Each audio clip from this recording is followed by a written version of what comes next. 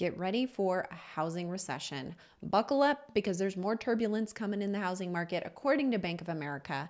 And they're saying this is 1980s style, not 2008. So let's look at this article and get into it.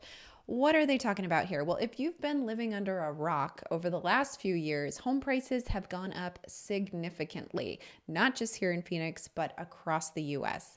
And with that, mortgage rates ended up going up very high as well last year after we saw a peak in home prices. And so over the last year, we've been seeing mortgage rates increase. We've been seeing the housing market soften quite a bit. Some of the pricing went down last year, but then this year prices went back up, and we still have mortgage rates that are much higher than where we started a few years ago. So that's what's been going on. That's your quick catch up if you haven't been paying attention. But this article is saying this is not a 2008 kind of housing recession that we're facing. And the difference is the 2008 housing market was fueled by the collapse of subprime mortgages. One of the things that was a major issue was that we had excess housing development, and that's not something that we have today. In addition to that, there was more mortgage debt back in 2008. They say that household mortgage debt represented roughly 65% of U.S. consumers' disposable income in the second quarter. That's this year, but compared to 100% before the Great Financial Crisis. So that was not a good place to be. The ratio of mortgage debt to real estate assets, which is the debt to income, that was 27% in the second quarter, but that used to be 40% in 2008 and roughly 50% in 2010. So we're seeing much less debt for in mortgages. We also are not seeing an overdevelopment of housing. And in addition to that, we're not seeing as many adjustable rate mortgages. Those can be a little bit riskier, leading to higher default rates. Right now, they represent less than 5% of the total purchase and refinance loans, compared with over 35% at the peak of the Great Financial Crisis. So Bank of America says we reiterate that we do not expect another housing crash like 2008. That said, they are not saying there will not be a housing downturn.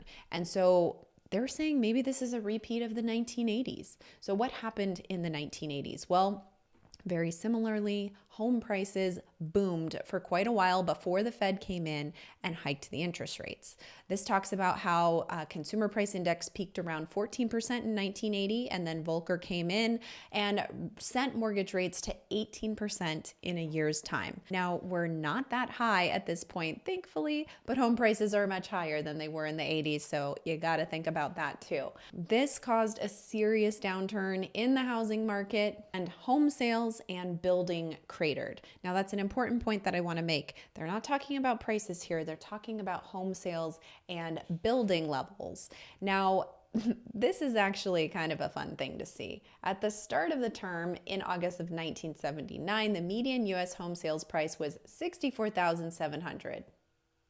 After doubling mortgage rates, that figure rose to $69,400. Man, oh man, if I could get a house for $69,000 right now. So over the last 18 months, this is saying Jerome Powell's been following a very similar game plan, raising the interest rate aggressively, and we're battling inflation in a similar way.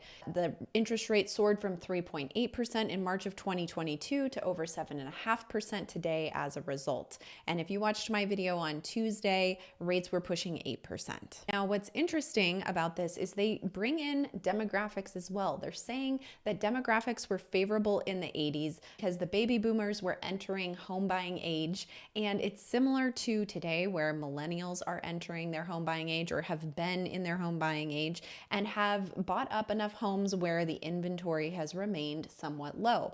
Therefore, with low inventory and still some demand out there, prices are not dropping. Rather, we're seeing this affect the number of homes being sold and the number of homes being built. Bank of America is saying that with the low inventory and the home sales, millennials could help put a floor beneath home prices. And that's kind of what we've seen. Although we saw the softening last year, prices went up this year. They're saying with rates likely staying higher for longer, we're cautious of potential turbulence ahead, and they forecast 0% home price growth and falling home sales for the rest of 2023.